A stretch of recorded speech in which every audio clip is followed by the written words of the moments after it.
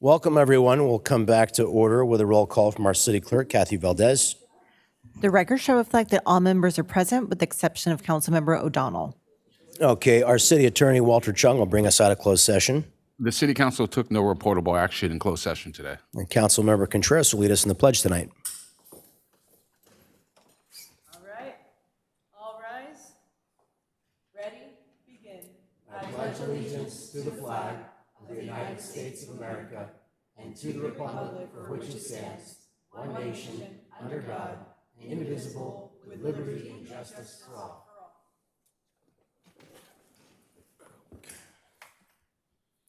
Our city clerk has some procedural items to cover. Thank you, Mayor. I would like to remind everyone that the Vista Municipal Code requires members of the public to observe order and decorum at the meeting and to conduct themselves in a courteous manner. The ordinance was adopted to allow for public input and to facilitate city business without disruption in the meeting.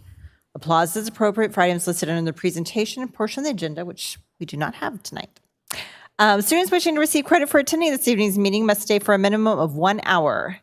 When you are ready to leave, you may ask one of the staff members at the back of the room to sign your paper. Thank you. Okay, to speak on an item on tonight's agenda, please fill out the speaker slip with the number of the item you want to speak on. Give it to the clerk secretary staff here at the dais. Speaker slips are available on the table just outside the council chambers. For the members of the public participating via Zoom, you may use the raise your hand feature to indicate you'd like to speak or press *9 on your touch-tone phone. We will announce when to raise your hand. Got some echo now. We will announce when to raise your hand to indicate you'd like to make a comment on the specific item being discussed. Speakers will each have 3 minutes to address the council. Now we'll go to our city manager, John Conley, for approval of tonight's agenda.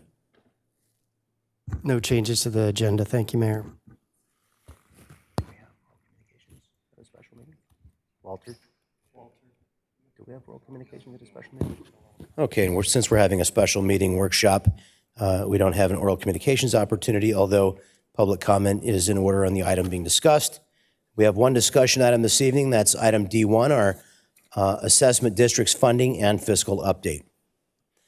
And Mike Sylvia, our finance director, will introduce the item. If any members of the public wish to speak on this item, they may indicate so now by using the raise their hand feature on Zoom or by pressing *9 or submitting a request to speak card here at the dais. Speakers will be called upon immediately after the presentation. Mr. Sylvia. Thank you, Mayor, and good evening, Deputy Mayor and council members. This is actually an update from a presentation that was originally presented in the spring of 2023 for the city's 3 assessment districts. Provide a little background on the topic. The 3 were formed in the early 1990s. The first one is the Landscape and Lighting Maintenance District, otherwise known as LLMD number 1. It provides funding for street light, traffic signals, and street landscaping for some of the street medians and landscaping of public right-of-ways within the city. The second one is the Street Maintenance District. That is a citywide assessment district, as is LMD number 1. The Street Maintenance District provides street sweeping, pothole repair, and when there's funding available, some slurry sealing as well. And the third district is the South Melrose Landscape and Lighting Maintenance District, otherwise known as South Melrose or South Melrose LMD. That one of the 3 is only specific to the Shadow Ridge area of the city. It contains about 1,400 of the city's 23,000 parcels. It provides funding for medians, parkways, and slope banks that are adjacent to the parcels of land within the district. These assessment districts have been levied annually since their inception in the 90s through the current fiscal year of 2025-26 via a 3-step process that gets done in the springtime. The assessment amounts haven't been increased since the approval of Proposition 218 that was approved in November of 1996 and enacted to state law in 1997. The current year assessments are LLMD number 1 is about $1.4 million. The Street Maintenance District is $325,000. South Melrose LMD is about $123,000. And as I've stated in the past, in the upper right corner of this slide, you can see the CPI inflation calculator shows that since Proposition 218, it basically takes $2, a little over $2 now versus what would have been able to be purchased with $1 in 1997. And I would add that this is a national measure, and there is some distortion between the national measures and the local measures. Most recently, the July Consumer Price Index nationally was 2.7%. In the San Diego area, it was 4%. So sometimes there's some deviation from those national figures. Going back to the spring of 2023, staff was concerned about the fiscal condition of these districts. Staff presented 3 options to remediate the issue. Option 1 was Proposition 218 balloting to form 3 new districts. Option 2 was reduce expenditures to match the revenues in all of the assessment districts. And option 3 was to continue to subsidize LLMD number 1 to maintain the current level of service. Council at that time selected option 1, Proposition 218 balloting, and staff did work with an assessment engineering consultant over the next 2 years in a 2-phase project to replace the legacy assessment districts with new compliant, state code compliant assessment districts. Phase 1 was South Melrose LMD from the fall of 2023 to the spring of 2024. As we can see here, the ballot did fail nearly 2-to-1, with almost 64% of the property owners returning ballots saying no and just over 36% saying yes. Phase 2 was conducted from the spring of 24 through the spring of 2025, and it covered the 2 citywide districts of LLMD number 1 and the street maintenance district. And again, the LLMD number 1 ballot did fail about a 2-to-1, so nearly 64% of the property owners who returned ballots said no, 36% said yes. The street maintenance district was a bit closer, but still basically 60% no and 40% yes. I would add that for both phases, multiple public outreach efforts were made, including virtual and in-person community meetings, a project-specific informational website, as well as multiple social media efforts.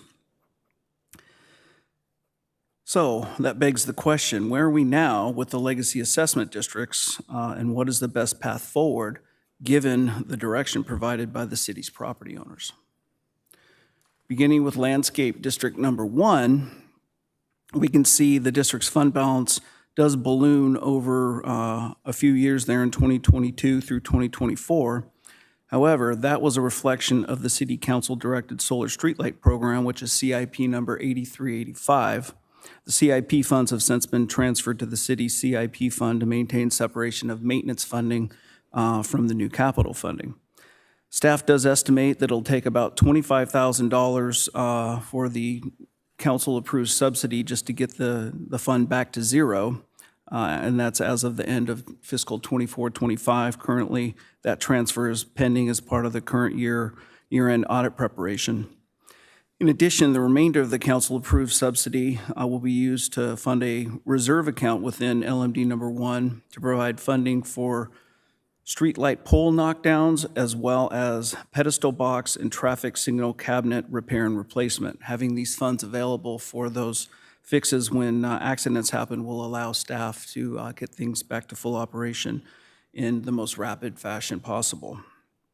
Specific to the CIP, about $150,000 of the $1.85 that was originally approved has been spent or is encumbered to date. So currently, there's about 1.7 remaining in the solar street lighting project that's still available, and project staff are working with the contractor for next phases. There's a current phase coming up that's going to include 85 lights that'll utilize just under 1.5 million, so nearly all of the remainder of the project's funding. The question then can come up sometimes of, okay, if we were to, if council were to say, well, let's ask the question, if we were to change out all of the city's electrified lights for solar lights, what would that look like? Well, there's just under 4,700 total streetlights in the city, and roughly 1,000 of them are owned by SDG&E. System-wide, the changeover cost to switch to solar would cost roughly $39 million. That's kind of broken up into 2 parts. $22 million would be needed for the, call it just under 3,700 city-owned lights, and that would be about $6,000 per light because it would just be the top of the light only, not the pole itself. And staff estimates about $17 million for the SDG&E-owned lights because it would include the pole. The solar lights require solar panel and battery pack replacement every 10 years, and staff estimates this cost to be roughly $80 per light per year. And staff did analyze any potential cost savings comparing a network of solar versus electricity. And when you compare the $80 a year cost for the component replacement of the solar panels and the battery packs versus the current utility costs, as well as the LED bulb replacement and other appurtenances in the electrified lights, that cost is about $87 a year. So a full switch out independent of the large capital cost would save the city about $33,000 a year or $7 per light. One other consideration to note, though, is those are current year costs for the two large inputs, and no one could know for certain which input cost is going to inflate or appreciate quicker, meaning SDG&E utility rates or the solar panel battery packs for the solar lights. Concluding really quick on this slide, we can see if we take out that funding for the CIP, it shows a clear decline when the effect of the CIP is removed. Moving on to the street maintenance district. This one surprisingly looks fairly healthy, and there's a reason for that. It has a fund balance of around $425,000 right now. However, nearly $400,000 of that had been earmarked for a slurry seal project and it has not yet been spent, but staff does anticipate it being needed in the future because of stagnant gas tax revenues.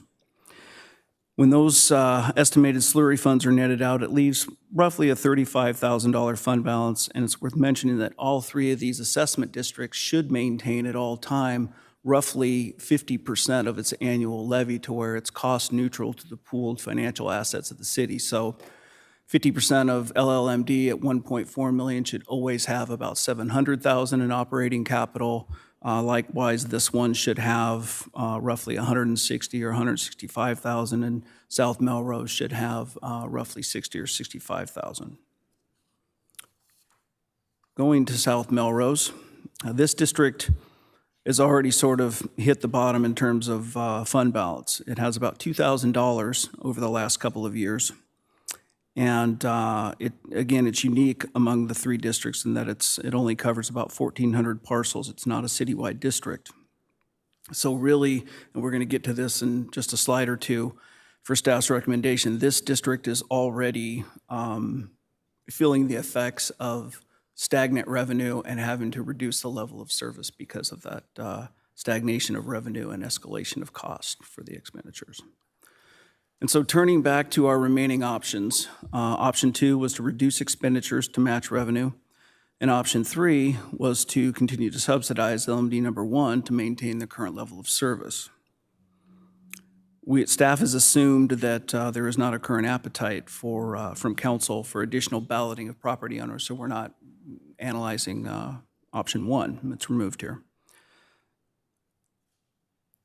So the pros for option 2 is it demonstrates fiscal responsibility, and it's consistent with the preference of the property owners for the balloting in 2024 and earlier this year.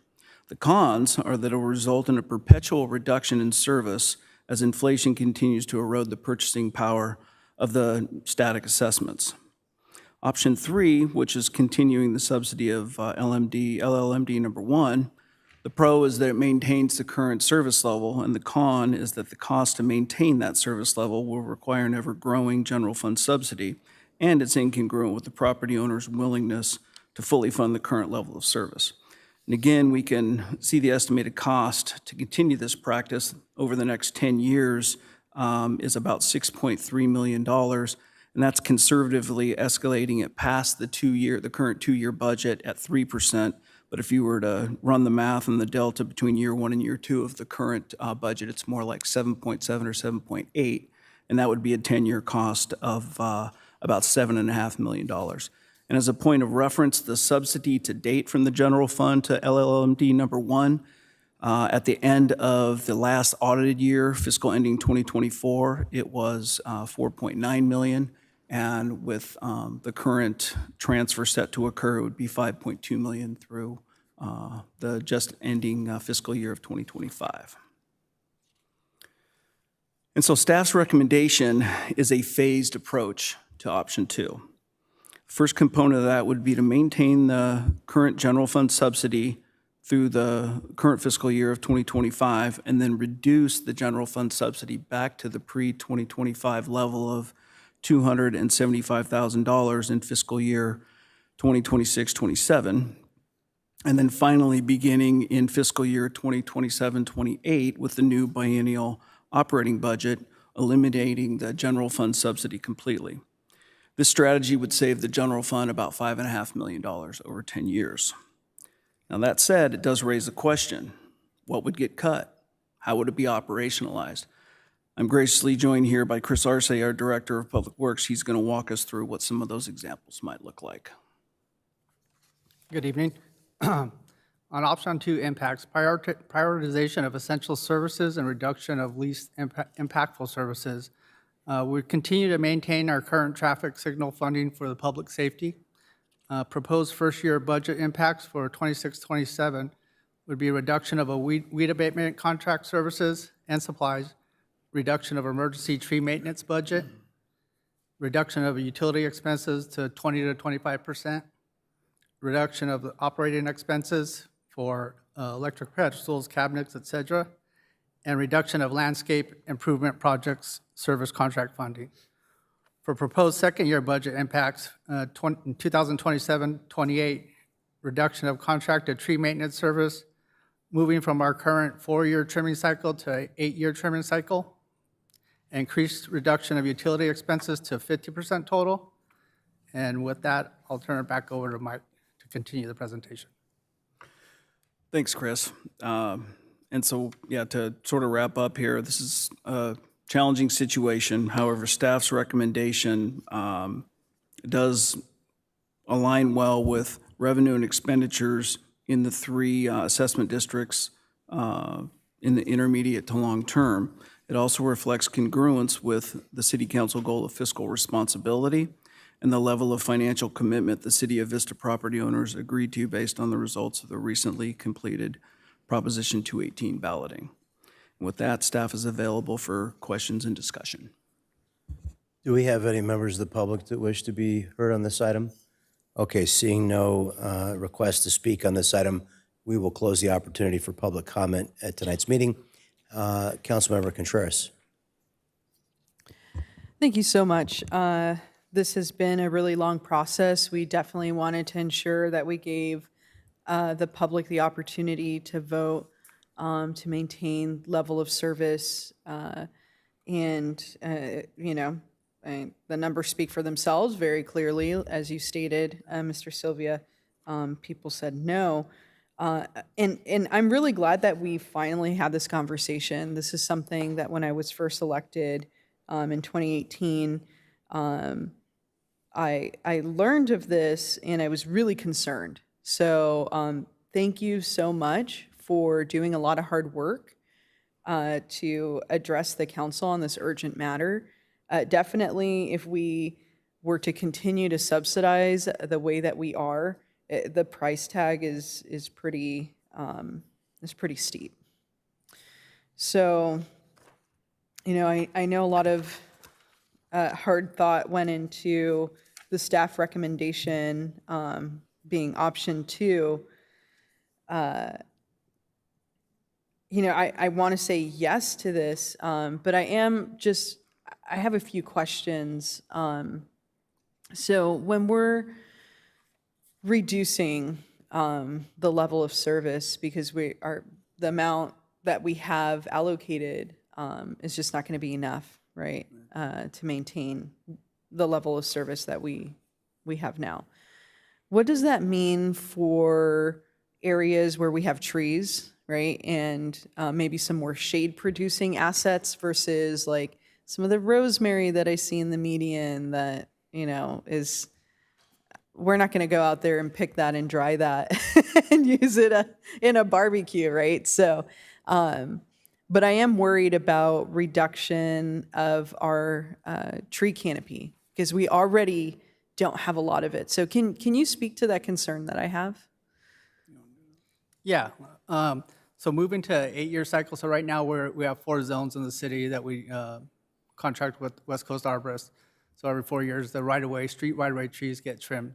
So moving to the 8-year, you get reduced overall health and value of the trees, poor tree structure, increased risk of falling branches, higher cost in the long run because they're not being maintained, diminished ecosystem benefits, and then decreased curb appeal, fewer health inspections, and I know we brought that up before about the health inspections of the trees, and just overhanging clearance issues also on the right-of-way. Yeah, I mean, that sounds pretty detrimental, just to the safety of the community, right? Not even to speak of, the health of the tree itself. And that's a really big concern because we had this whole conversation about, the eucalyptus trees and what we were going to do. So is that separate from this, or is there some overlap between those two conversations? That is together, but If you could pull this just a little bit sorry. closer. Oh yeah, no worries. Yes, that is in the same account in the 108, but right now we have that funding for the next 2 years put away that we had for the eucalyptus trees, and then that will take care of those 2 inspections for the next. So we set aside money for the ukes, but we don't typically budget for that in a Right. regular year. Right. Okay. And I don't see this in the packet, but is there, so with some of these trees, when they become unhealthy and they become weak and fragile, as you stated, right, with reduced service to them, I'm really concerned about not even, just looking outside of the health of the tree, which I do care for, but I'm concerned about liability issues on the city side. So as much as I want to reduce costs, it is not going to be prudent for us to reduce costs to the level that liability, the potential liability of the city increases. So I would like to know, do we have a GIS mapping of, where the trees are and because a lot of these trees are going to be where people are walking, where people are driving. So this is the highest liability. So this is like a real big concern of mine. Is this addressed in any which way yet? Yes, we do have a GIS layer with a map of all the trees, the street right-of-way trees, and we also work with West Coast Arborists that has their own web access that has all our trees and when they're trimmed and everything. Yeah, no, so my question is more, do we understand the implications? Have we talked about that at a staff level internally, where there's been some thought put to the implications of weaker trees and higher liability?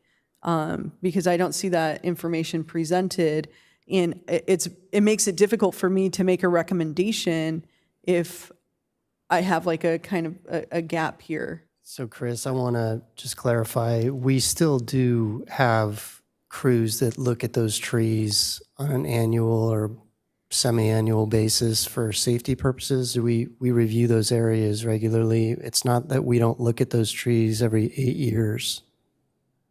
As of right now, we look at them every 4 years on that, and then if there's something called in from a resident or anything like that that needs to be inspected, we do have 2 arborists that work for the city, but usually it's on a 4-year basis, and then we're changing the eucalyptus trees to a 2-year basis right now. That's the program that we're working with right now. Okay, and the reduction is to reduce it from 4 years to 8 years. 8 years. Correct. So do you feel like we'd be increasing our liability at all with respect to those trees that we're not going to trim as frequently? Yes, if you look at the data and what we've had and looked at different things that's going on, I mean, in our city, we started this program probably about 10 years ago, and we've been working with it, and the trees' health are good, and they're continuing to evolve on that. And being able to inspect them every 4 years is a plus. Most cities, around San Diego, are 4 to 5 years. Some are 6. We did the 8 for the budget response, but there definitely would be an effect on that. You know, we would have to, after the 4-year, when they inspected it again, to see where that tree, how its health is, and work from there and see where we're at, if that makes sense. If I can add something, Councilmember, to directly answer your question. From my vantage point for staff, we started looking at that, but really this next step, option 3 is still on the table. So we didn't get too deep into how the cuts would work, but we wanted to have some of that information for council for discussion. But when we looked at sort of the big box items between street lighting, tree maintenance, and traffic signal maintenance, Mike, can you put up the slide that has the budget? Sure. When we Show where the money is. Yeah, when we looked at it, I mean, but before we talk about amounts, just the sort of staff's discussion, the highest order safety item was traffic signal maintenance, because obviously we need traffic signals to work. So then it left the street lighting, and no city wants to talk about turning street lights off. I understand before I was at Vista that was done as a cost-cutting measure, and certainly I've worked at other cities that have done that. As Chris was detailing with the tree maintenance, that's usually another area where there's an opportunity to save costs, but there's an opportunity cost no matter where the cuts happen. Yeah, okay. This is really helpful as we're having this discussion to be able to look at this at the same time. Yeah, I mean, tree maintenance, if we're looking at some of the highest value buckets, tree maintenance is right there. Electricity, and the traffic signal. I think this is also, it's interesting because, a roundabout doesn't need electricity. So I just got to throw that out there, that there's a lot of opportunity to reduce overall costs if we do pursue grants and whatnot for intersection conversion to a monolithic structure that, regardless of energy being pumped to it or not, works, right?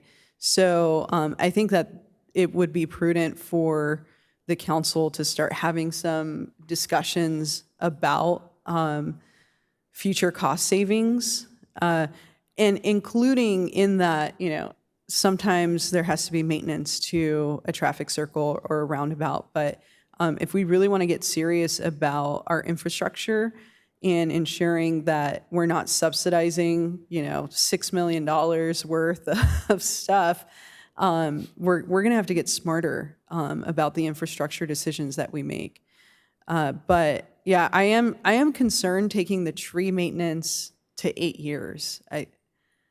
I would need to know a little bit more about the liability, and I just don't know enough about trees to know those implications. You can follow up with that. Okay, yeah, that would be great. And then, you mentioned, street light pole downs, right? Like where there's a crash and public infrastructure is damaged. And this is something that I brought up at the last council meeting, is it's really important for us to understand the true cost of traffic accidents on our roads, because here it is, it's showing up again, right? And this isn't including some of the other stuff. So I really would like to see agendized in a future discussion for the council the true cost of traffic collisions in our city, because all of this is kind of pointing to, we need to really figure out how we're going to have infrastructure that is a benefit to the public, increases safety for all modes of transportation, and is not costing a ton of money to maintain.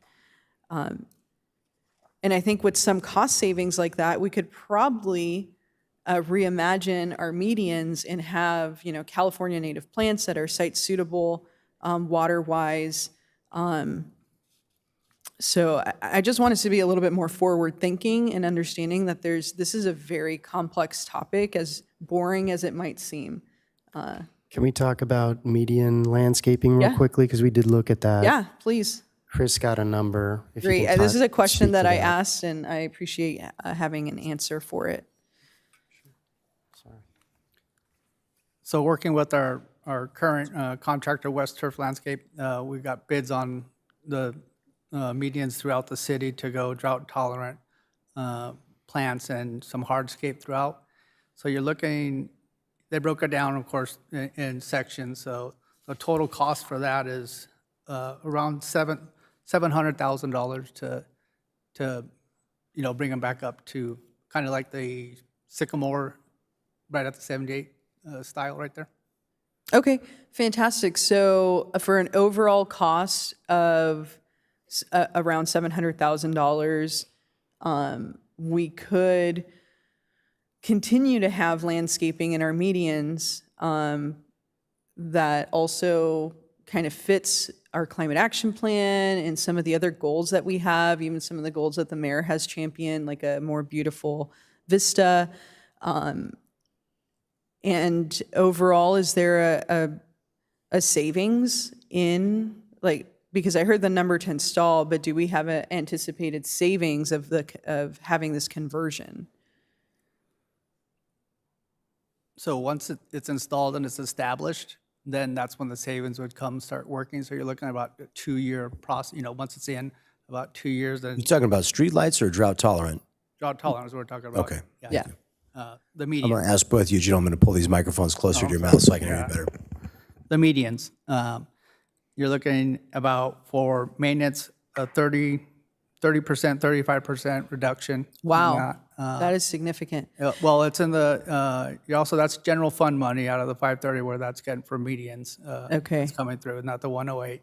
Well, we want savings anywhere we can get No, them. I yeah, understand that, and yeah. I think this is fantastic. So I've been asking this question for a long time, and I really appreciate Mr. Conley and Chris that you have really dug into this, because this is the type of data that the council needs to have, so we can have a more dynamic conversation. We can have a dynamic conversation with the public, and we can make just better decisions, right? So, I think when I look at $700,000 and you're telling me after a 2-year period where these plants are established, which is what I know from my personal experience using drought-tolerant California native plants, right? It's that the 2 years that you really got to babysit it, and then they start to kind of go off in a beautiful way. And but for $700,000, and then after 2 years, we're seeing, 30, 35% reduction. That's pretty significant, and it kind of compounds over the years just because of all the costs to maintain and labor costs for the current type of landscaping. So I really think that's a feasible option for us to maybe even phase in, where we wouldn't need to do like the $700,000 in one chunk, but we could easily phase that in over a 10-year, over the decade. And I think that would be prudent. If we want to do a faster timeline, then we just have to discuss what that looks like. But this is definitely like a midterm goal, I think, when we're looking at city years, is this city's supposed to last in perpetuity. So, okay, fantastic. I think that's all from me at this time. I don't see anybody else in the queue, but I've got some thoughts. okay. I'll turn it over to you. Thanks, Mayor. Thank you very much. Okay, so can you restate the amount of subsidy across all 3 districts that would be required to continue current level of service?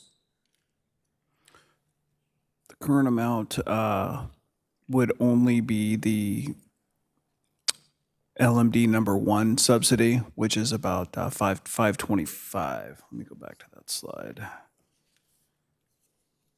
520, call it 527. It's that first orange figure there on the table. Okay, so to restate the problem that we're working with here, we're talking about a $527,000 a year subsidy. In maintain today's current level of dollars, service. that's correct. Okay. I mean, I can't support any of the reductions that have been offered here in option 2. So I know that we balanced our budget pretty narrowly this budget cycle. But what did we budget in our 2-year budget cycle for subsidy? It's fully budgeted.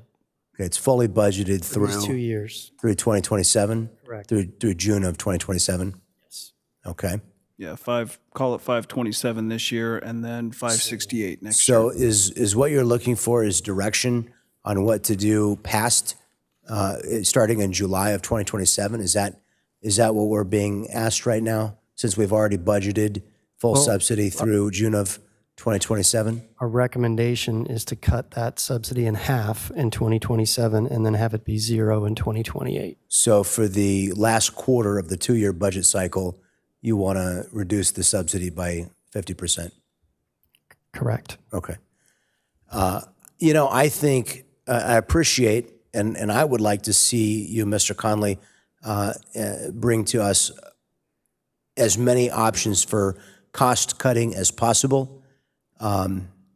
Respectfully, I don't want any cost reduction item to be brought to our council all by itself, because that doesn't give us as a council the opportunity to prioritize. I think we need to look at our entire budget holistically, because this is really about priorities. And obviously, putting fires out, taking people to the hospital, public safety, we do have some things that are a higher priority than trees and beautification. However, there aren't many that are more important than this.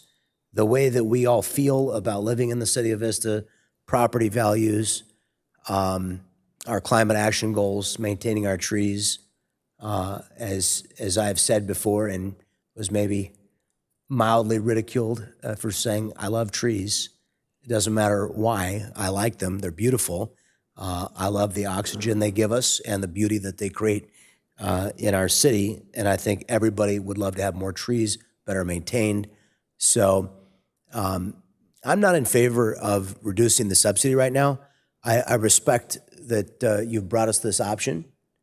And when we get to the next budget cycle, I appreciate that this is on the table for how you're going to continue to bring us balanced budgets.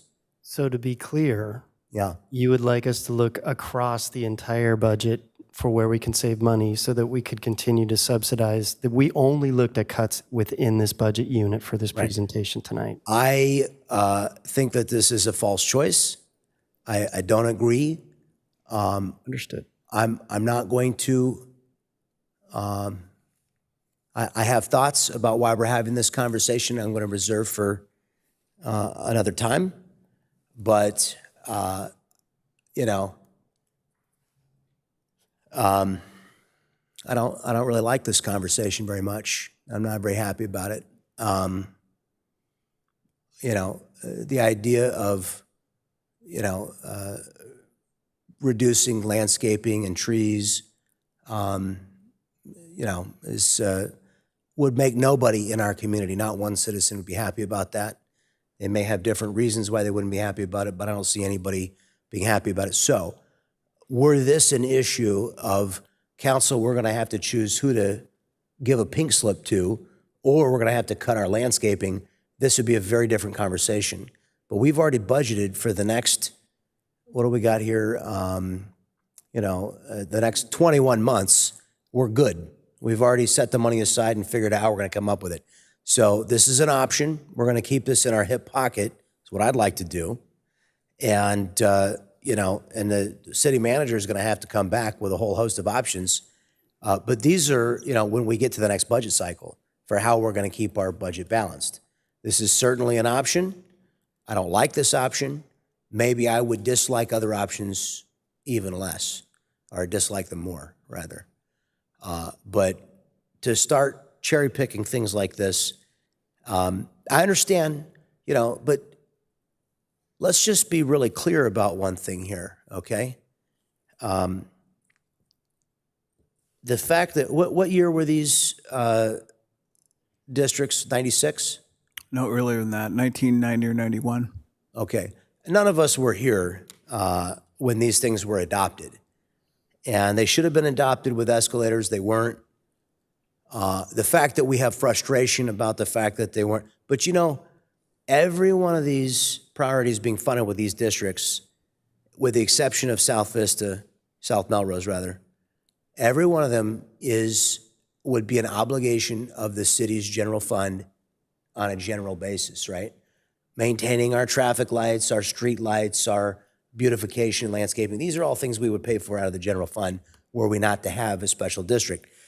I would love to really better understand, maybe we get one of our long-serving council members to explain to us from back in the day why the citizenry was more excited about approving these, what are essentially citywide taxes at the time.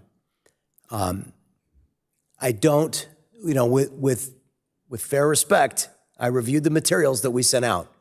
I only talked to maybe 10 residents about this. I was not supportive of it. I didn't vote for it because I don't think we laid it out very well. And so I couldn't tell residents in good faith, but I only talked to 10 of them. So it's, you know, it's not like I ran a big campaign against it or something here. You know, and this is sort of communicating as sort of a thing that I have a bit of an expertise in. And I'm not castigating anybody, but our materials were a little dry, and they didn't perhaps give people an idea of, I mean, I would have sooner, if I was writing the materials myself, said, we're going to stop maintaining the trees. The trees are going to come out, the landscaping is going to come out, we're going to turn the water off, and maybe more people would have voted for it. But I don't like considering this decision, which is really just a general fund decision. The fact that we had at some point thought up to do a special district to subsidize this general fund obligation.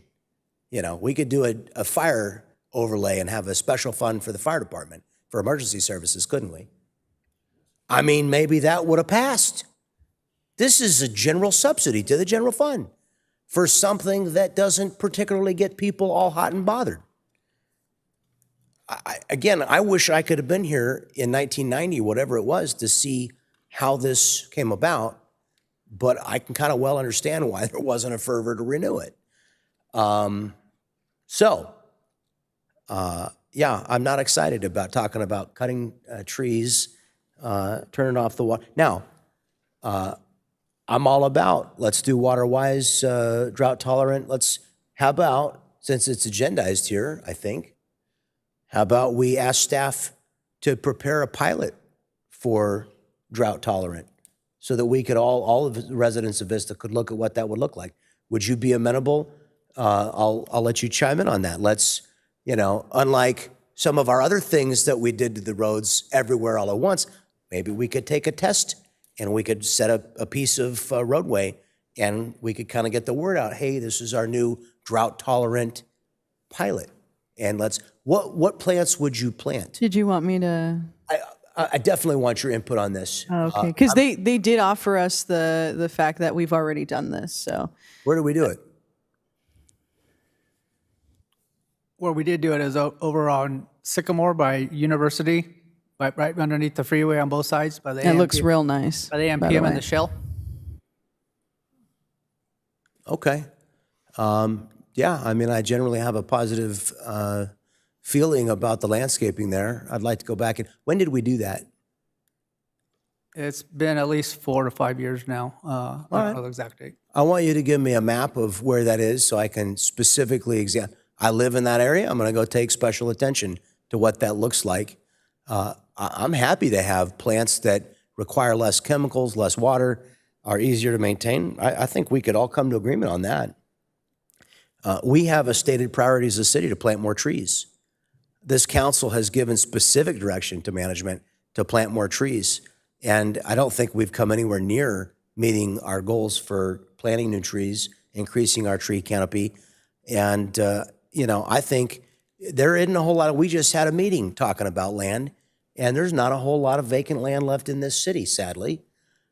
Where is one place that instead of bricking it over with solar reflecting, you know, materials like concrete and asphalt, we could make we could produce more oxygen, reduce the temperature of our community? Well, our landscaping next to our roads and in between our road. Man, that is, if you want to look for some dirt, there it is right there. Am I wrong? We don't have any big, open areas that we can create a forest here, but we could make our urban forest distributed throughout our roadway system, make it beautiful. So I'd like to do that. There's three kinds of learners: auditory, kinetic, and visual. I'm extremely visual, especially with numbers. And so I'd love to see, I heard the numbers. I heard $39 million for streetlight conversion to solar. What was the payback on that? Not that we have $39 million. The savings, staff estimates the savings to be Is it about $7 per lamp per year? $33,000 per year. Yeah, that's not very good, considering we have big upfront costs. That's probably not very wise. What about when you knock a electric lamp over, can we replace that then every time one fails? Mr. RC, how many lamps did we replace in the last 5 years, do you think, off the top of your head? Just a wild guess. We average about 7 to 10 a year. So just call it 10 a year for easy math. That's 50 of them, and we have 4,000. I mean, is there a reason it doesn't make good sense when we knock one down to put up a solar one in its place? So, of course, we get, charged per light. If we were to do that, they're on a grid of lights that go from one area to the other. Well, SDG&E let us take that one off if we don't bring it back on service? And we can definitely ask them, but Well, let's ask them the question, because not knowing the answer, it's an irrelevant discussion. But perhaps we could begin to replace the ones that do get taken offline in that way. But I'm all about looking for environmentally friendly, cost-saving things here. I don't know if, and I don't mean to pick an issue over roundabouts, because I like roundabouts when they're correctly engineered, but don't they require electrified pedestrian crossing signals surrounding? Oh, those are solar. Okay. All right. Although I don't know if we look at the cost, even to the city, of building a new roundabout. I mean, bring us an analysis. Maybe we could get Shane on this with at least 1,000 different ways to look at it. Maybe some would call them parallel universes, isn't that how I said it? And maybe we could analyze, what does it cost the city, even with grant money, to build the roundabouts that we have built? And if we take that cost and let's say we look at it as a 30-year infrastructure item, how much money do we save if we get rid of 30 years of electric payments and replacement signal infrastructure? We don't have to change the lights. We don't have to pay for the electrification. We don't have to pay for capital, investment of lights.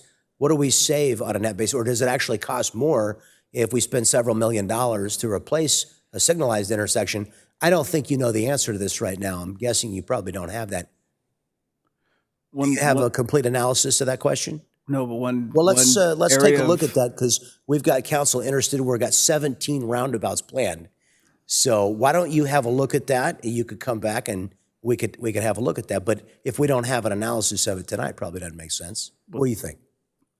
In partial answer to your question, we can see here the current year's electricity budget is right around 500,000, and of that, 110,000 is for streetlights, and about 390 is 110 is for traffic signals, and 390 is for the streetlights. $100,000 for traffic signals. That's red and green and yellow lights, not the ones that make it light at night. $100,000 a year, that's $1 million every 10 years. That's $3 million over the course of 30 years. How many roundabouts can we build for $3 million? About 2 of them. So I don't know if replacing the signalized intersections with roundabouts necessarily be a cost savings, but we could have a look at that.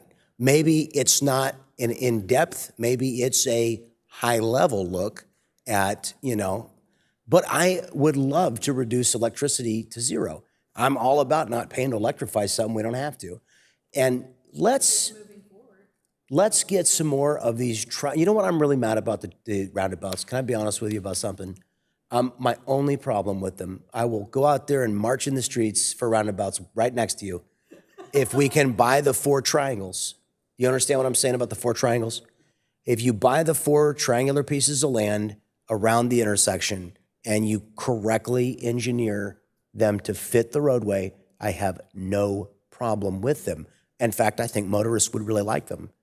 I'm going to go see my mother in October, and I drive around in Westfield in Carmel, Indiana, the roundabout capital of the world. They proudly call themselves, and their roundabouts are fantastic.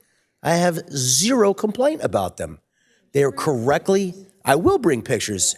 They are correctly engineered for the size of the roadways. They are 2-lane roundabouts, so traffic doesn't have to merge from 2 lanes to 1 to enter the roundabout. That's correct engineering.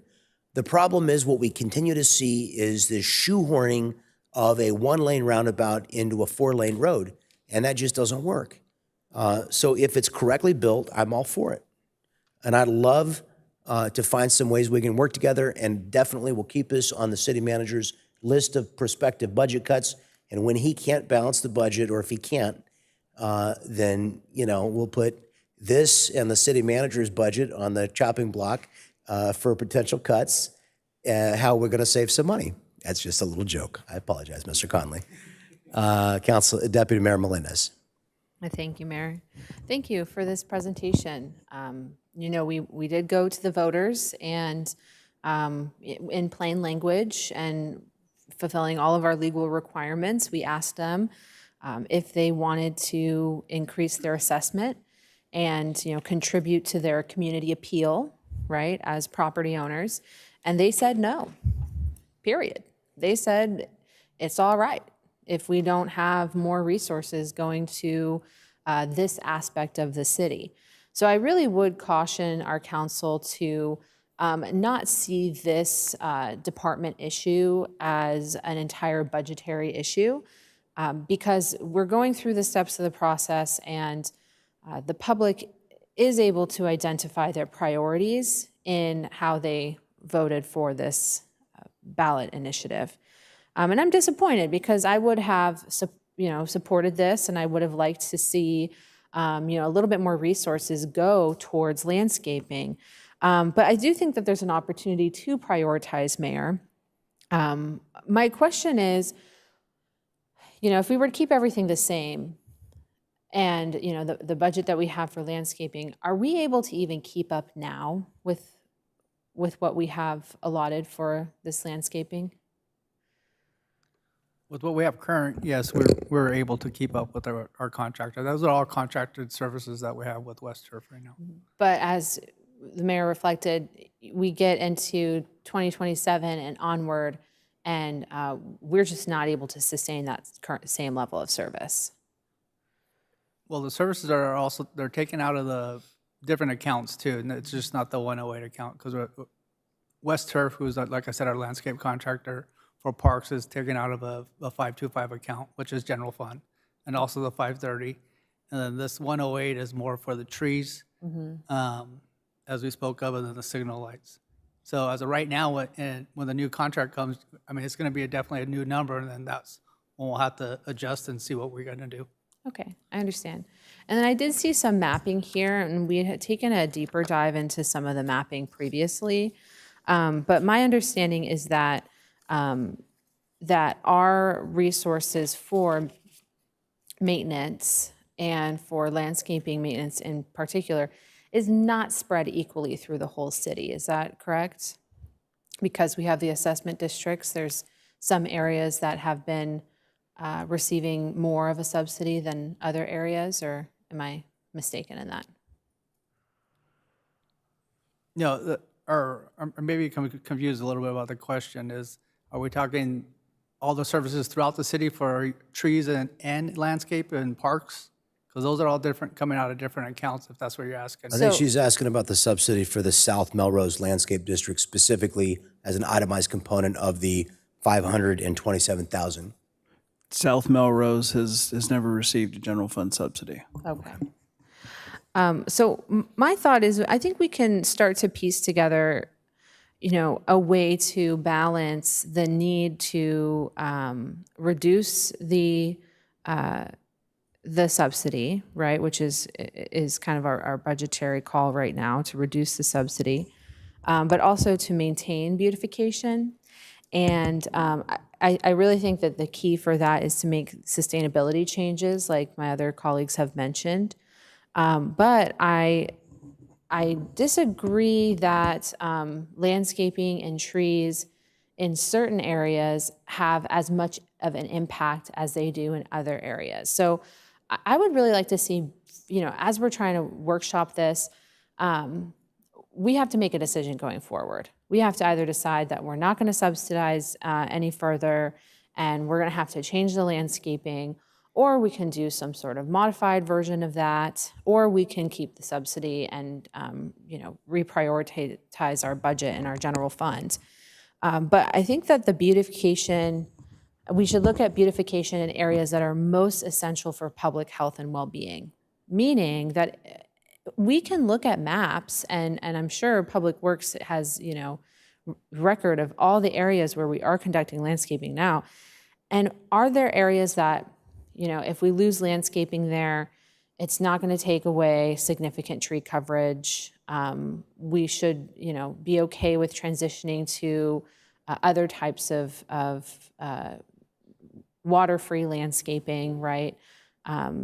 But if there's areas that we would experience a serious loss in shade or a real blight, right? I think we might want to take a look at that. So we don't have that information in front of us necessarily, but we do see that there are areas throughout the city where, one, we have piloted some drought-resistant landscaping. And then, there's other cities that, maybe they're not as beautiful as Vista, but they have, very well manicured, managed public right-of-way that they're using a little bit more stonework, right? They're using a little bit more concrete and, different types of design with rocks and such, where we're still able to have a nice, tidy median, but we don't have to do any plant management. So we don't need to, some of these spaces are just, the cars are zooming by anyways. It's not necessarily an area where people are recreating. I would rather put more emphasis on funding for our parks and where people are actually spending time in nature and enjoying than kind of superficial aesthetics in our public right-of-way. So I think, even if we had to do away with all the cutesy landscaping throughout the city, should we see a benefit to that beauty? Yes, and there is obviously a value to it to the folks in 1991.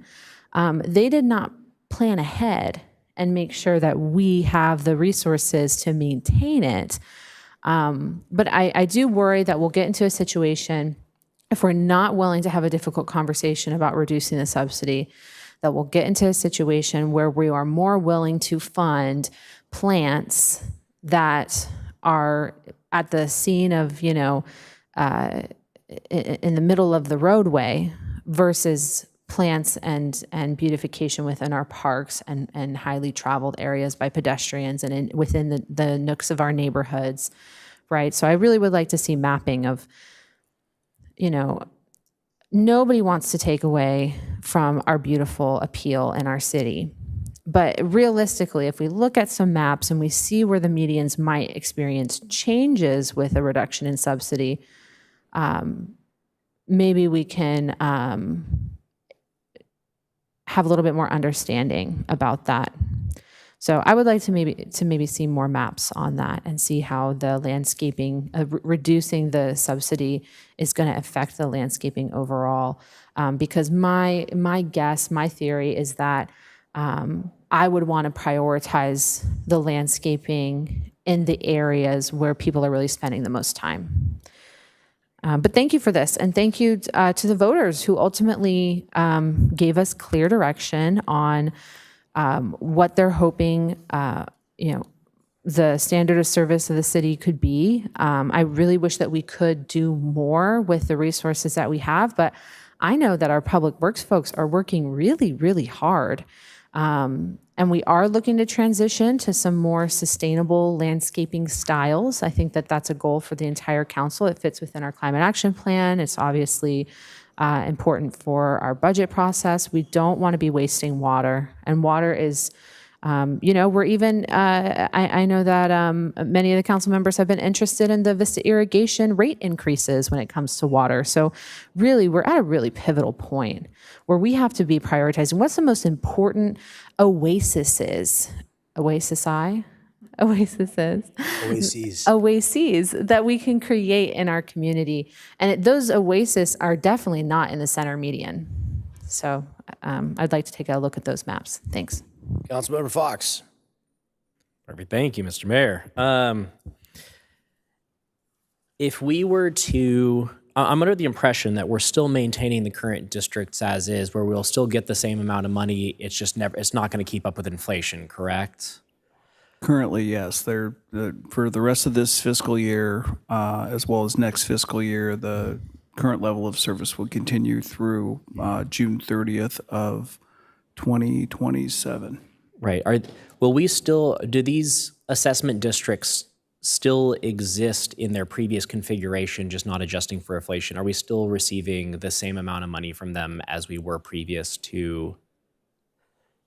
Did did this bill not pass, or this measure not passing, did that remove the districts entirely? Did they expire, or are we still able to, we're still receiving the same funds as prior, correct? We are still receiving the same funds. They were replacement districts, but they had no effect on the current or legacy assessment districts. So technically, I'm glad you brought up the budget component, and like I was actually thinking about the level of services currently. For us to keep up and maintain the previous level of service, what we're needing to cover is basically keep our current subsidy and then increase it basically inflation times 2, right? Because we're having to inflate our number as well as pay for the inflation that's not going up on the assessment. Is that correct?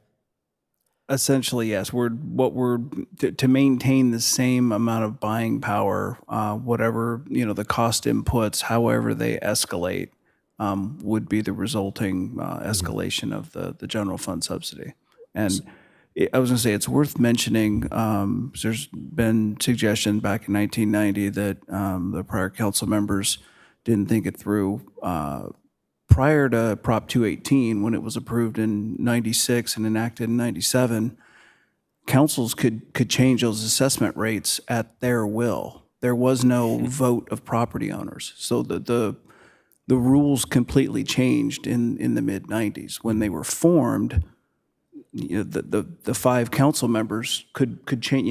If the current assessment rate was $80 and you needed 95, it wasn't a vote of property owners, it was a vote of the council. That changed with Prop 218 in 1996. I mean, that's actually some really good historical context for this conversation. So thank you for that.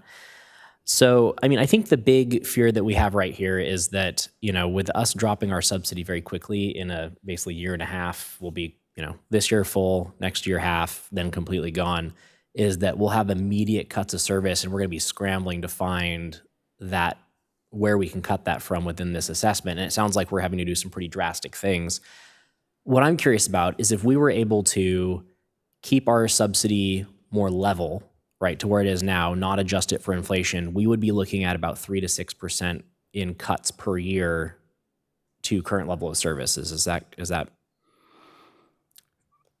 That range might hold. I mean, obviously, you're asking me to make a prediction on future inflation. But it would be and the inflation rate. It probably is around that, but the fact of the matter is, typically when we go out to bid, this is commonly known among city staff, if you go out to bid a landscaping contract and there's a recession, you're going to get tighter bids.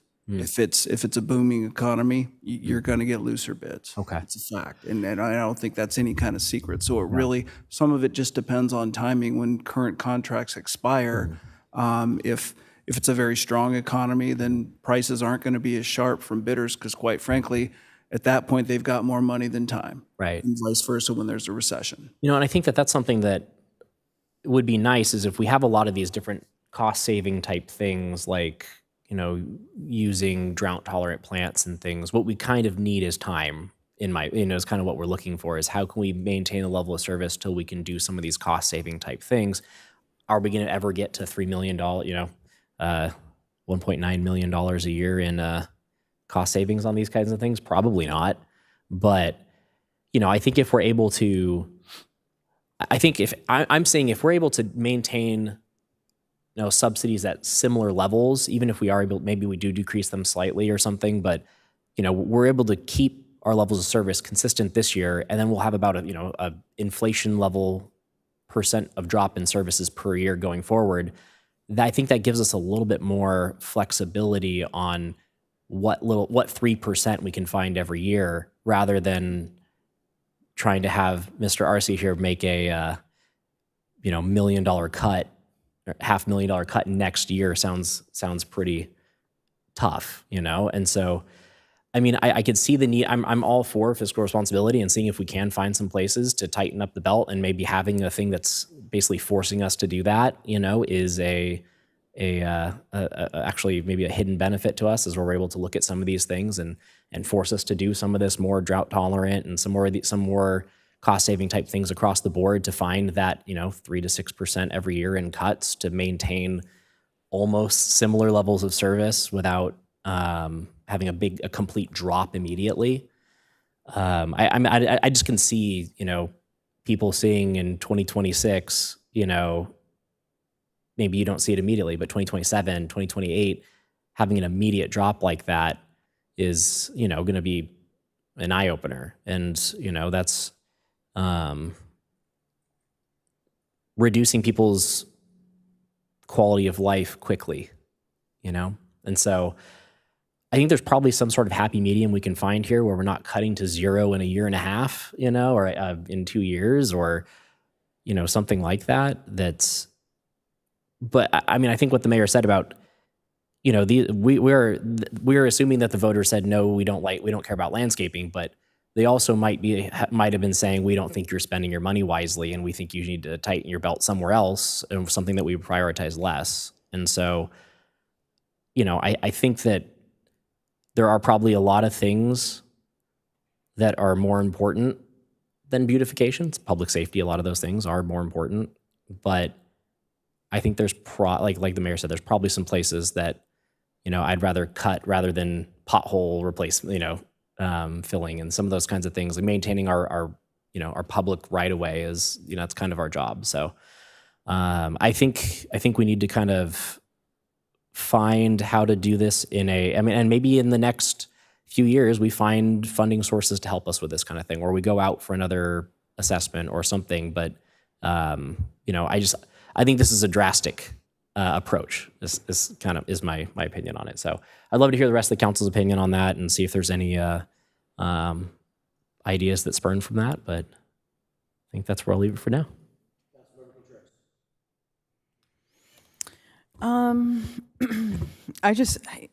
When you look at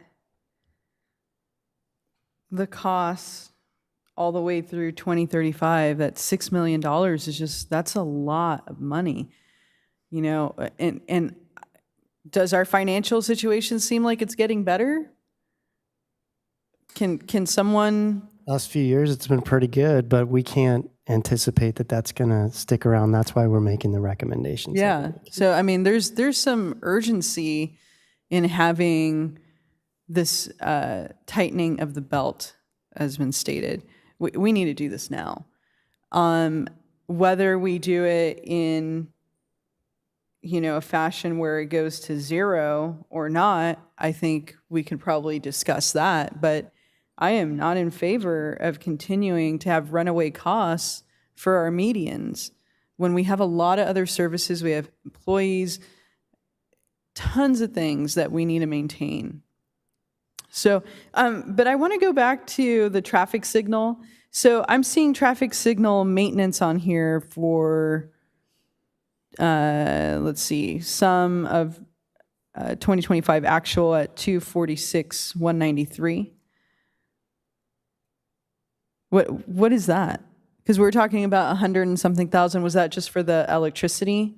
That was just the portion of in the current year budget of the 499 for electricity, 110 is for the traffic signals, and 390 is for the streetlights. So we have 110 for the traffic signals, and then for the traffic signal maintenance, it's another, what? Is that the same thing, or is that different? On our traffic signal maintenance contract is 214,000. So it's really, we're looking at like 300, a little over $300,000 for traffic signals, the electricity and the maintenance. Okay, I just wanted to clarify that because, yeah, a roundabout is like $750,000. Yeah, and there's also supplies that go Yeah. along with that, like a traffic signal cabinets when they get hit and different things Right, like that. right. Okay.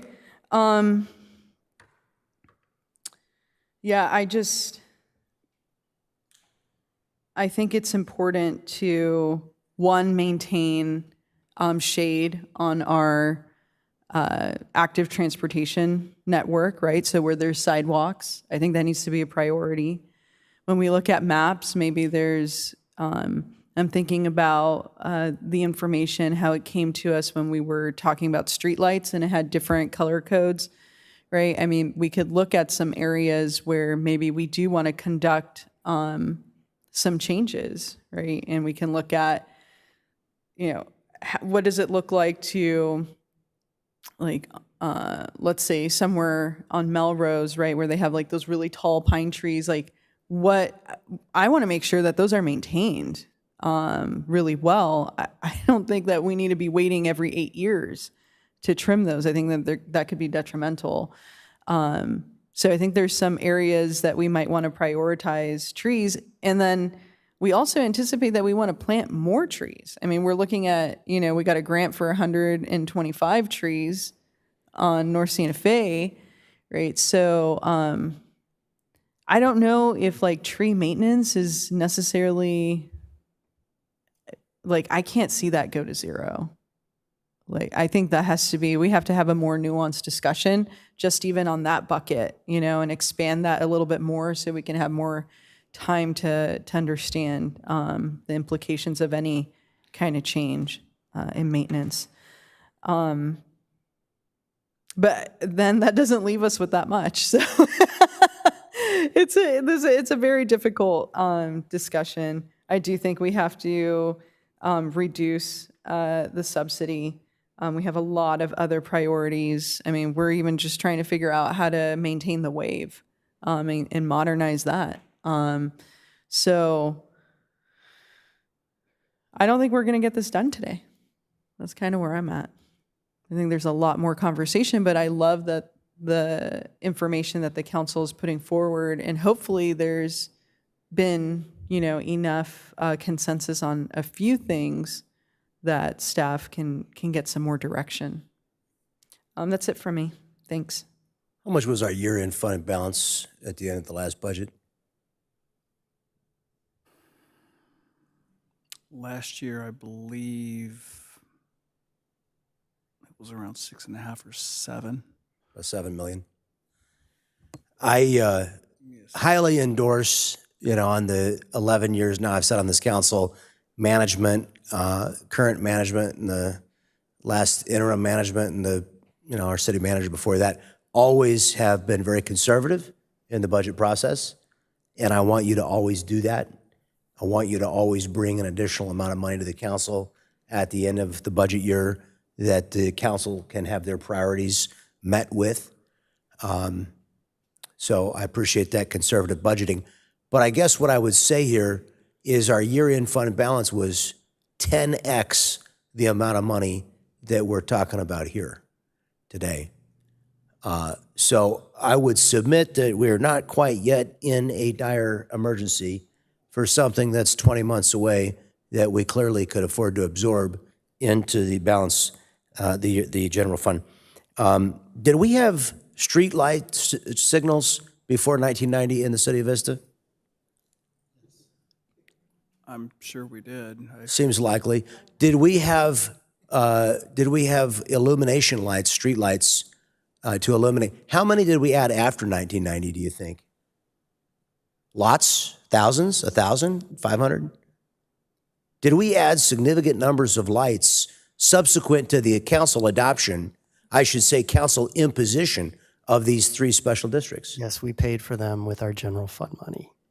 We paid for them with general fund, but not out of the special district? Before the special district was in place, Well, how were we able to afford them? well, when we had without the too special many, districts? we got a special district in place to help us pay for them when they were growing to a point that our general fund couldn't afford them anymore. Because the general fund couldn't afford the $100,000 a year it takes? Was that the number that we agreed on For for operating the signals? How much was it for the street lighting? Not the signal electrification, but the, what do we spend every year? Streetlight In the utilities are 390. 390, and that does not include traffic signals.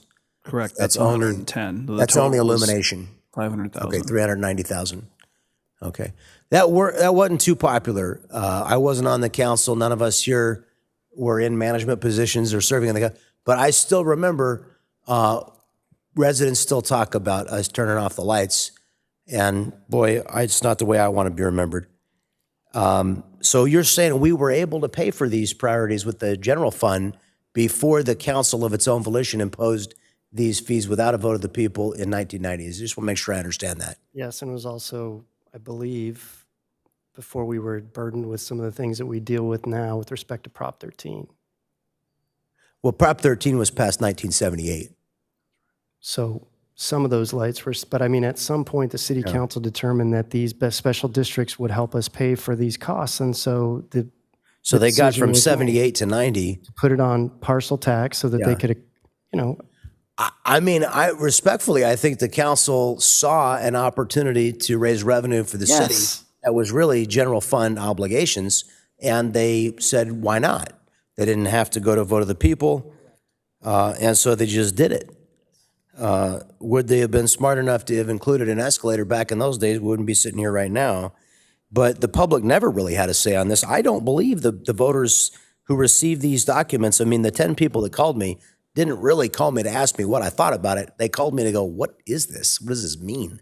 They didn't understand it. So, having 3 of these things go out at once, or it was 2, right? 2 and out. Having 2 of them go out at once, I mean, it was a lot. And I don't believe people really understood it. So I don't really agree with this idea that voters really have spoken in a clear and convincing voice about wanting to diminish the maintenance of our streets. I'm sure that is not the case.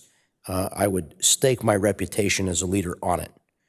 I happen to recall, and Mr. Conley was not our manager at the time, wasn't even working on the 3rd floor, but I said to Mr. Johnson, the carpet that you're throwing out on the 3rd floor is so beautiful, and were you to come to see the carpet in my office, I'm so embarrassed of it because it's so horrible, but it's about 45 years old and it still covers the plywood underlayment and gets the job done. But we threw away, and I don't know, it was $250,000, I believe, to recarpet the 3rd floor where the executives for the city work.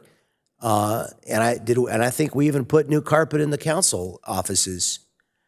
Great expense and that carpet was so nice. I said to Mr. Johnson, after they throw it in a dumpster, could I get it and put it in my office? And we agreed that wouldn't be ethically right, so I didn't do it. But what the city threw away was so much finer and nicer than what most of the people in our city live with in their offices, that I think there are many ways that we could look.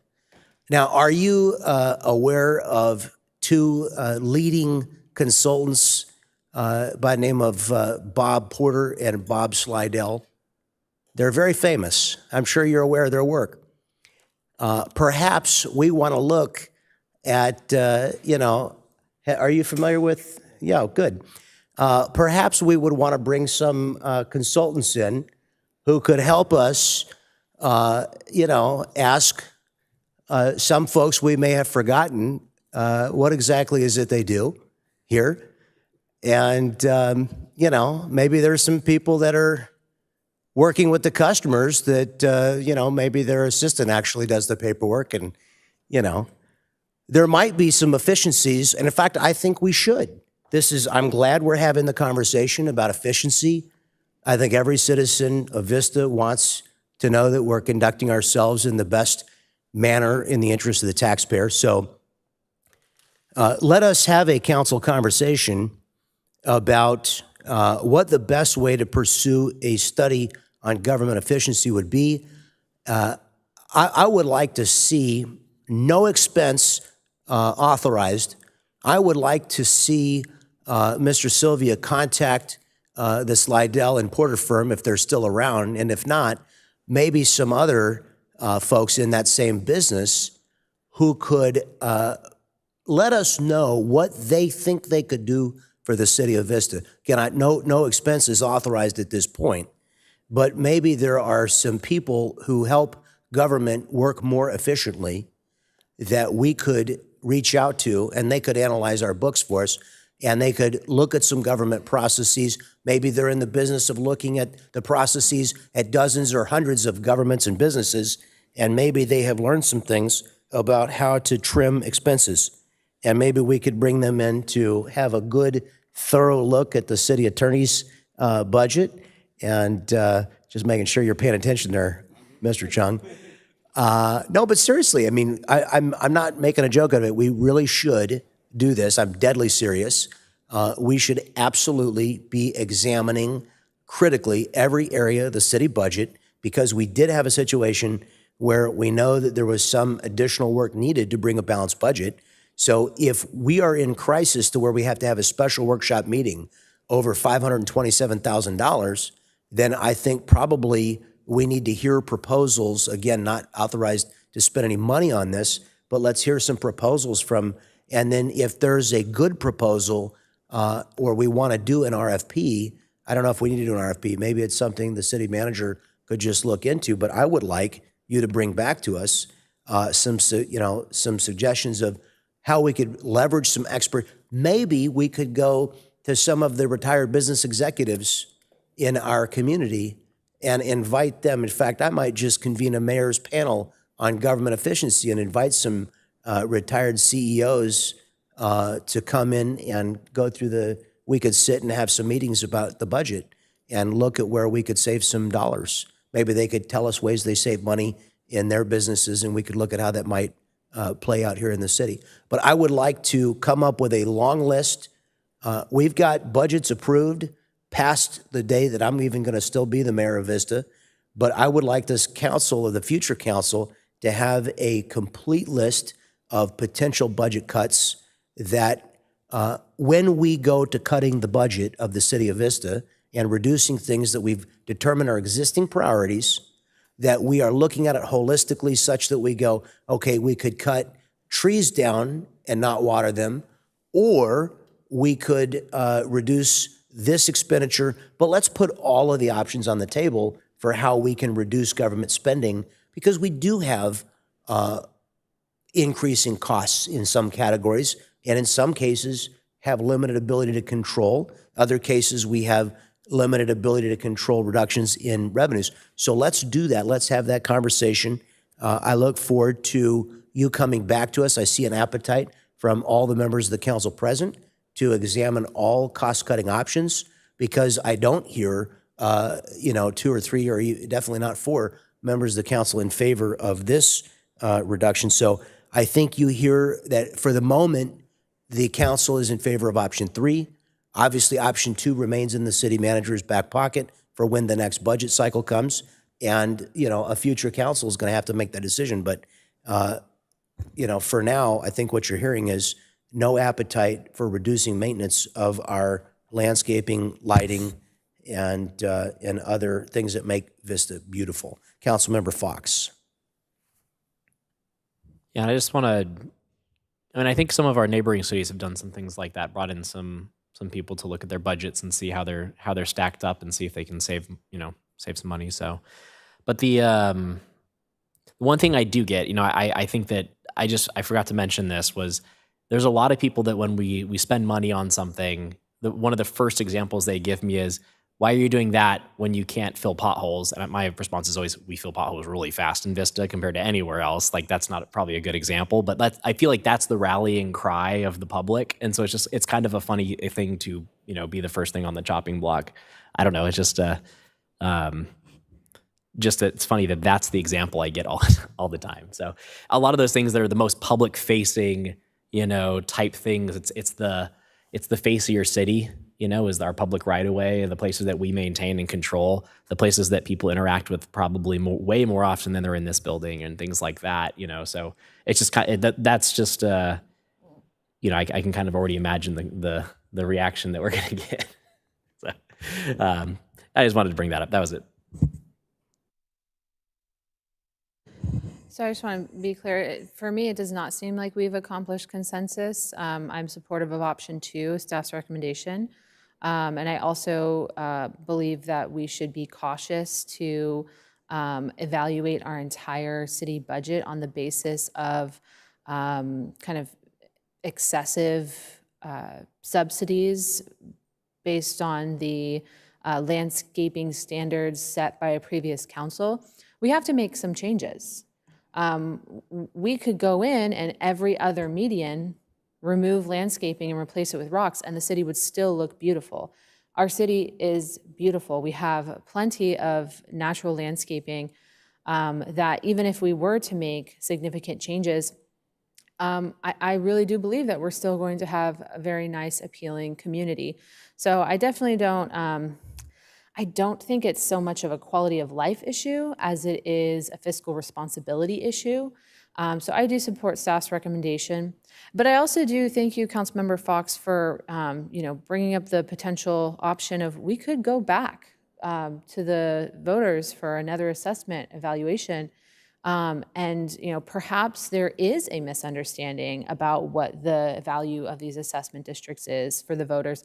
I'm not going to come right out and say that the voters do not understand. I think people do understand. And I think that people, they see the public right of way, and they understand they still have to go to work, right? So they're like, I don't want to pay more for landscaping. That's, the city is maintaining and it's costing us a lot of water and money and time. So I think that the public is actually keenly aware of what's going on. And when they see changes within their public right-of-way, they might have questions. And so if at some point we are provoked by the public to go back to the ballot and ask them to reevaluate, we might find still that they do not want to pay more for maintenance, right? But I have to trust what the public has shared with us. We can theorize that, they didn't know, or maybe they're communicating something else. Maybe they're trying to tell us that we're not being fiscally responsible in some other way. I mean, those are just, those are assumptions that I can't make. I can't make those assumptions. I know that they voted no. And I do support staff's recommendation here. And I would like to see maybe some tangibles. I think that would probably give some assurance to the council that if we do have cuts, which I don't know, I don't know what we don't have a full council right now. I don't know what the full response is going to be, but I do know we have a responsibility for being fiscally responsible in the city of Vista. And so I definitely disagree, Mayor, with the idea of bringing consultants in. It's something I've looked at is our contractors and consultants. And I think you've reflected on this as well. I think sometimes they're excessive. So I wouldn't recommend that. I think I would rather do more work and have more workshops. I would rather look at maps and actually see maybe renderings provided.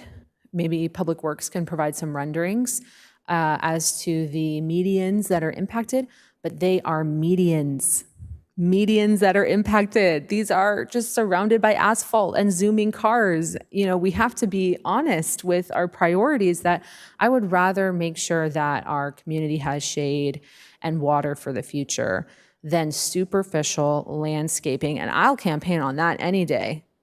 I know a lot of neighbors that would agree with me. Yeah, I definitely support water conservation, public safety, safe infrastructure, our climate goals, and many other issues before spending more subsidies on superficial landscaping. So there's definitely not consensus here, although there is consensus to take a phased approach. I think that across the board we can agree that we don't want to, we want to be able to be finding the solution as the problem's getting worse, right? We kind of have to. As years go on, our costs are going to go up.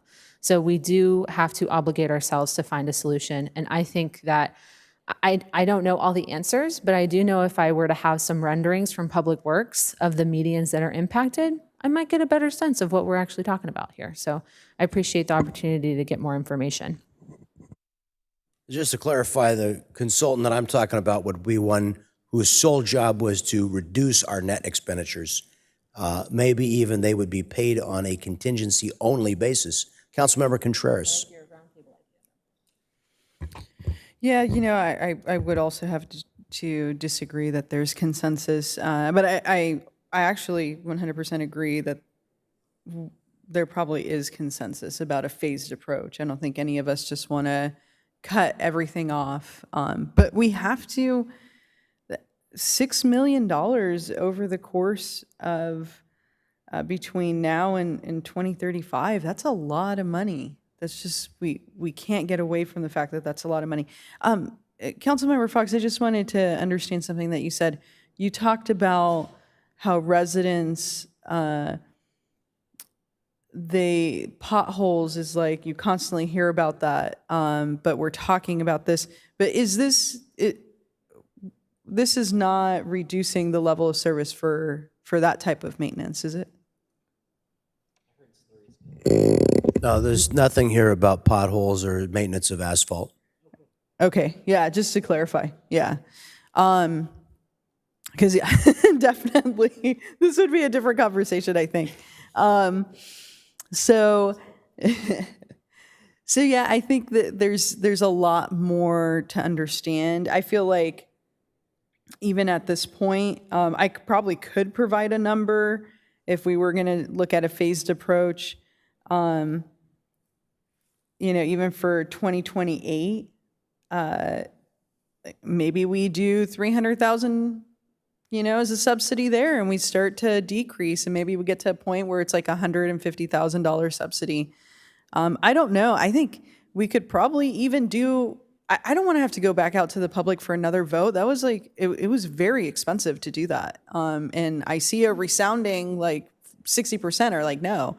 So, but we probably could, if we wanted to, conduct a survey and let people know. We don't have to decide this right now because we do have some runway built in. But it's really great that we're having this discussion now because we can start to build different components in to bring the public's understanding up to date about what we're talking about today, right? And to get some more feedback from the public in the form of a survey, or other ways, which I'll leave up to you. I mean, we could probably even do social media on it. And I think it's important for them to see this chart if we choose option 3, that it's going to be $6 million of general fund subsidy. Sorry, you might not have scholarships for your youth. I don't know. There's, those are really popular. Sorry, you might not, have other resources because we just want to maintain the medians with rosemary that is so ugly and we can't use it. Like, I have to underscore one more time that we could have ongoing cost savings if we just change the different plants. Like, that's a huge difference.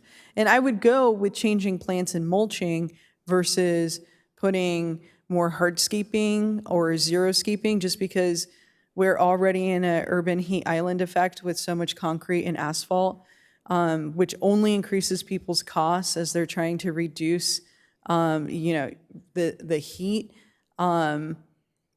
So it's really important that we try to reduce the temperature in our city because there is so much asphalt and concrete. And so that's where really prioritizing where it makes sense to to increase our tree canopy, to make sure those trees are well taken care of. I think that's a discussion that all of us would probably love to have. I mean, Mayor Franklin, you're totally about trees, right? So, and potentially all about roundabouts. So, potentially, yeah. But anyways, I think there's a lot more to discuss, and I definitely want to figure out how we can bring the public into this discussion a little bit more. Thank you.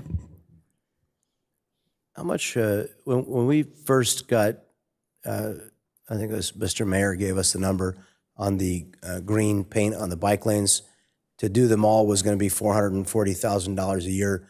I know we did a little bit less than that. What are we spending in the general fund on the green paint every year? Well, we have to reapply the green paint when it's, We have a, we have a maintenance budget and our gas tax of $50,000 a year we put in for right now. we're spending $50,000 a year on the green paint? For the maintenance of the existing green paint. Okay. And how much did we spend, Mr. Conley, on the Parks Master Plan out of our general fund? Did we get a grant for that, or we pay for that? No, we paid for that. For Was it about $500,000? Yeah, I believe the Parks Master Plan was around $500,000. There were some extra costs for the site plans that we added on, but this master plan itself was a little under. And how much did we $500,000. spend in the lighting landscape district mailing that we sent out?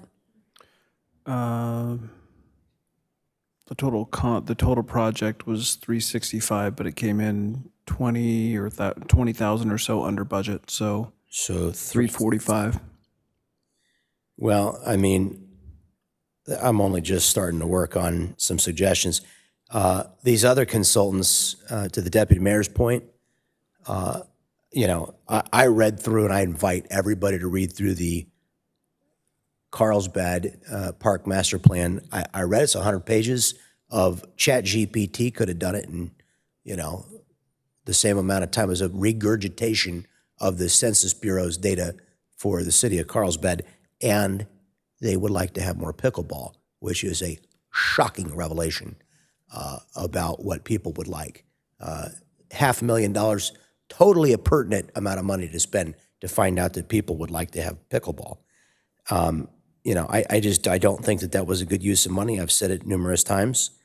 All of these consultants that we've brought in to do jobs that staff used to do, and now staff can't do the job anymore. So we've got, you know, consultant on consultant on consultant.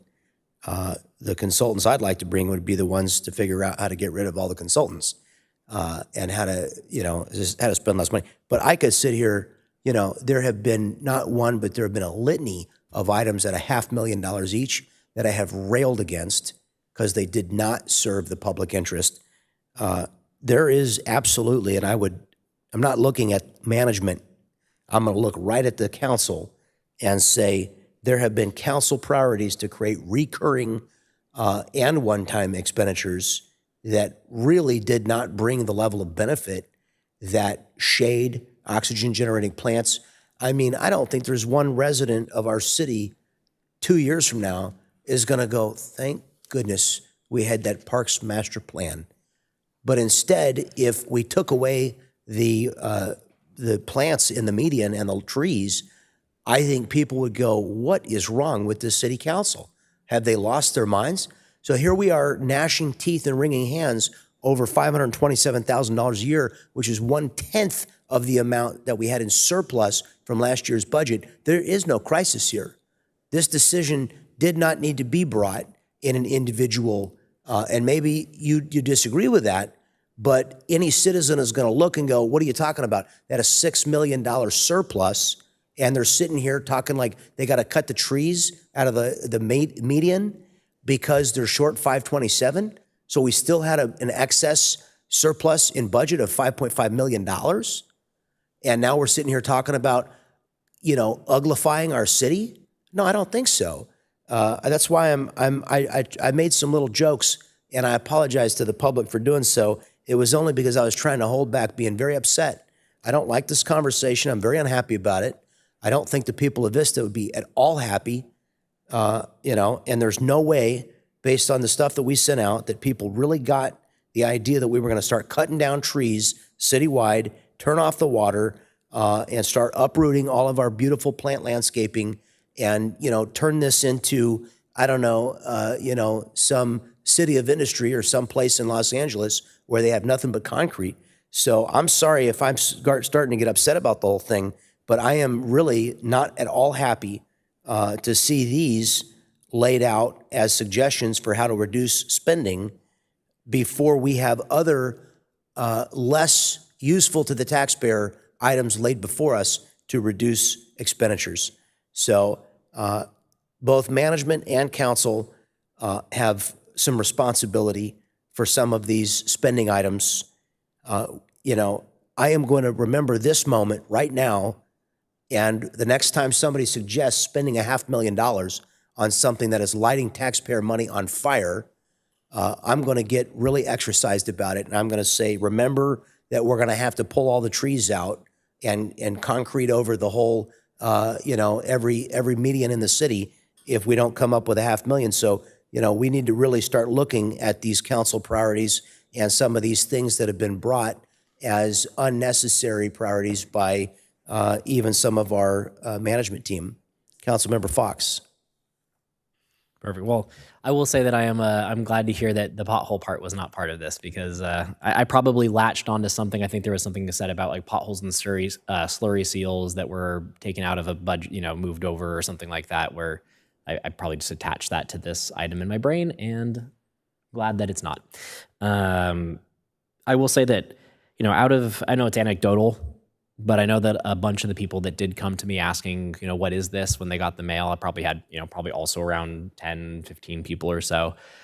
A lot of their responses were like, shouldn't my regular taxes just pay for that? Isn't that usually what cities do is pay for the public right of way kind of places, and so, I know it's only 10 people, it's anecdotal, it's not, something we'd want to make policy on or anything like that, but it was a recurring thing when people did ask me, is just like, why do we pay for that separately? Like, why is that not something that's just normal? So, what makes that special compared to any other thing? So, I didn't really have a good answer for it. It was just, that was, what the council in the 90s thought we should do. So, I also realized that I never actually gave a recommendation or anything, and when everyone was going through whether we had consensus or not. So I realized I probably should say something like that. So I'm kind of leaning more towards an option 4 of like a long-term phased depletion. Maybe it's phased out over this whole 10-year thing, or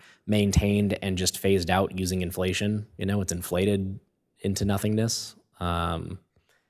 Just anything where it doesn't have immediate impacts of having to go to an 8-year cycle on tree cutting and things where we're cutting things in half immediately. That kind of stuff is those kinds of safety concerns, a lot of things like that, where a phased approach, a slow reduction over time, we can see where those things are. And, if we cut from 4 years to 5 years, and that's covers that 3%, increase in cost that year, we're able to switch one thing from 4 to 5, and that covers the entire 3% savings that we needed to get that year.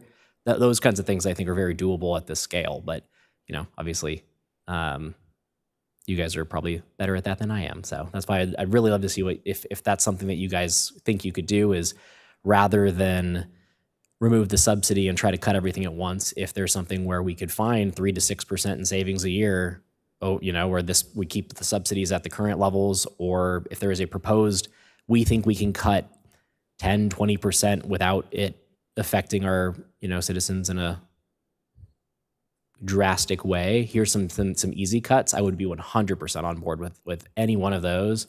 And then a phased, slow cut from there to basically, if we can keep subsidies, if we've built it into our budget. I know that cities very rarely cut entire departments like that out of their budgets. And so, it'd be pretty cool if we could, but I just think that the amount of impact on our citizens right away is a little drastic. So, I would love to see if there are some lists of things where we think these would be cuts, where going from 4 to 5 years, a lot of cities you said are 4 or 5, going from 4 to 5 sounds like a reasonable cut. From 4 to 8, where no other cities do it, sounds like a drastic cut where we're going to immediately see some, well, not immediately, in 4 years or 4 to 8 years, we'll see it. We'll see an issue. So that's where I think, like, you know, kind of an in-between option where we're figuring out how to phase this out without, or lower the impact to our bottom line with small, consistent cuts makes a lot more sense to me. So that's it. Thanks.